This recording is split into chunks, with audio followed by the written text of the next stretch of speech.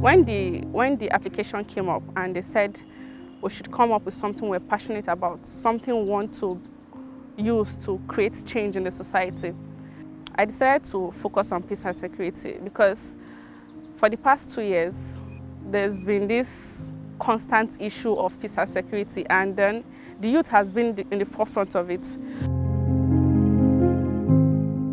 I was born and brought up in Maiduguri, and Borno State's capital, and that's the state that is most ravaged by Boko Haram crisis. So arising from the individual trauma and breakdown of and being traumatized, I developed a passionate ambition in pursuing peace, in preventing violence, preventing mass atrocities and mass killings, and also creating bonding among people living in the same communities of various ethnic and religious belief. There is a lot of distrust between law enforcement and young people. Over time, young people have been tagged as victims and perpetrators of violence, not just in Nigeria, but it's a global phenomenon. So I've been working to ensuring that rather than seeing young persons as perpetrators and victims of violence, but we can leverage on the huge resources and potentials that they possess, to contribute to peace building. So this is an area that I'm very passionate about.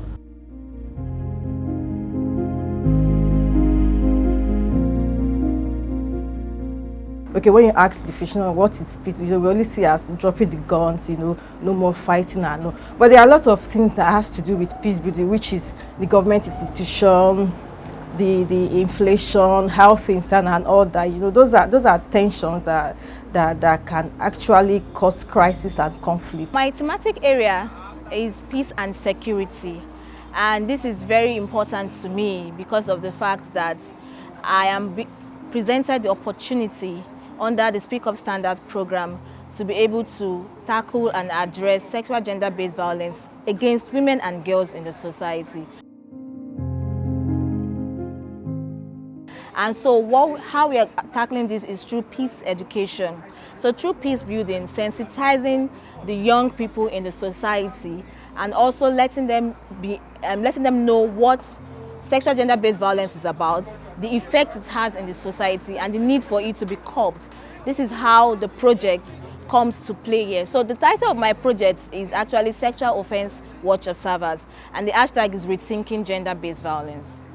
Interestingly, my area of focus, which is child protection and children's rights, is a big deal because I have seen that children have needs for intervention, and I've also seen that most of the intervention has only been charity-based. We should move on from the age of just going to communities and doing charity, right? Charity is cool, but when you empower people educationally by creating basic amenities, you may not even have to go do charity. So I have said, and I will continue to say, that charity will not help children. Charity will not help secure spaces for children.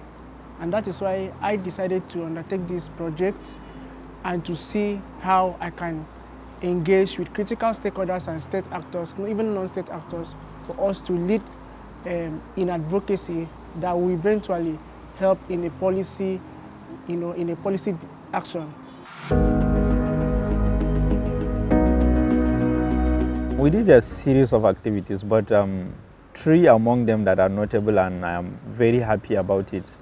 One is in February, we have a community advocacy visit to about 3 communities here in Abuja.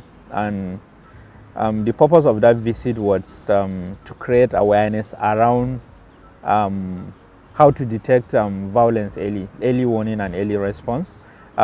We did that around community in Nyanya.